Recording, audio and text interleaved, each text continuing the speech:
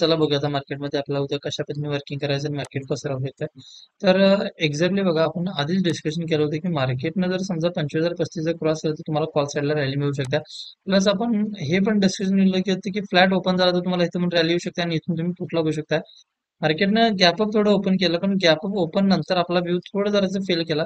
पण ज्या वेळा खाली आला आणि तिथून ज्या मार्केटनं वरती गेला त्याच्यानंतर मार्केटनं आपला इथं पण प्रिडिक्शन डन केलं, इथं पण डन केलं आणि इथं पण डन केलं. म्हणजे ऑलमोस्ट ज्या पद्धतीने प्लॅनिंग केलं होतं एक फेल करून 3 वेळा सक्सेस दिलाय. म्हणजे जरी एक फेल छोटं जरी असलं किंवा मोठं जरी असलं तर त्या 3 सक्सेस रेशोमध्ये ते सहज लॉस रिकव्हर होऊन जाईल. अशा पद्धतीने तर आपलं प्रिडिक्शन आज वर्किंग केलेलं आहे. बँक निफ्टीमध्ये पण ज्या पद्धतीने आपण प्लॅनिंग केलं होतं त्या पद्धतीने बँक निफ्टी पण चांगल्या पद्धतीने वर्किंग केलंय. आपला जो व्ह्यू होता, ओके, आपला जो व्ह्यू होता ते बऱ्यापैकी जरा कॉल साईडला होता आणि कॉल साईडच्या हिशोबाने पण आपला सकाळी चांगल्या पद्धतीने ट्रेडला प्रॉफिट दिलेलं पण आहे. पुढ साईडला आपण 0 ट्रेड घेतला त्यात पण 30 रुपये शेअर आपला बघता बघता 60-70 रुपयाच्या पण वरती गेलाय. आपण जे प्लॅनिंग करतोय त्या प्लॅनिंग नुसारच बऱ्यापैकी आपले ट्रेड असतात. तुम्ही जर आपलं ट्रेड बघितलं तर त्याच दरम्यान ते एक्झिक्यूट होतात, त्याच दरम्यान ते प्रॉफिटमधून बाहेर पडतात. तर ह्या सगळ्या ज्या गोष्टी आहेत आणि हे कसं आपण ड्रॉ करतोय किंवा काय करतोय हे आपल्या आपल्या क्लासमध्ये आपण शिकवतोय. त्या क्लासमध्ये आपलं बेसिक, ॲडव्हान्स, ॲडव्हान्स इक्विटी, एमसेक्स वगैरे या सगळा सिलेबस आपण आपल्या क्लासमध्ये घेतोय. म्हणजे हा जो सिस्टीम आहे किंवा हा जो आपण आता सपोर्टेशन बघतोय हा पण भाग त्याच्यामध्ये आपण शिकवतोय. एक्झॅक्टली आता बघा, एक्झॅक्टली जर उद्या फ्लॅट ओपन झालं तर मार्केटला आपण सी साईडला बघू शकतोय.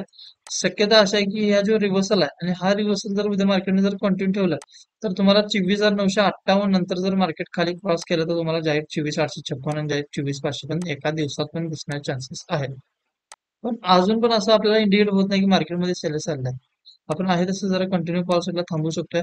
आपलं 25,125 आपण कॉल साईडला बसू शकतोय किंवा ह्या साईडला पण आपण कॉल साईडला बसू शकतो. आपण जो पण व्ह्यू जर असं कॉल साईडला ठेवूया.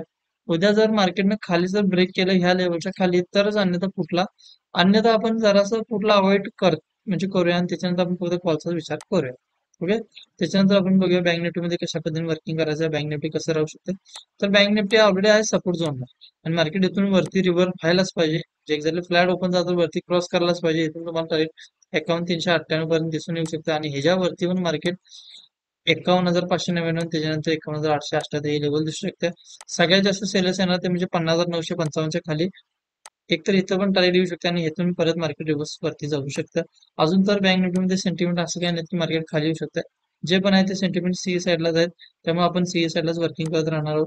उद्या आपण निफ्टी साईडला जर ट्रेड बघायचं म्हटलं तर बऱ्यापैकी जरासं सी साईडला राहू शकतो. अन्यथा जर पी साईडला जर होत असेल तर आपल्या मेन ग्रुपला किंवा आपल्या टेलिग्राम चॅनलला आपण सेंड करेन. ओके. अशाच प्रिडिक्शनसाठी आपल्याला फॉलो करा, बेल आयकॉनला क्लिक करा आणि आपल्या चॅनलला नक्की सबस्क्राईब करा. थँक्यू.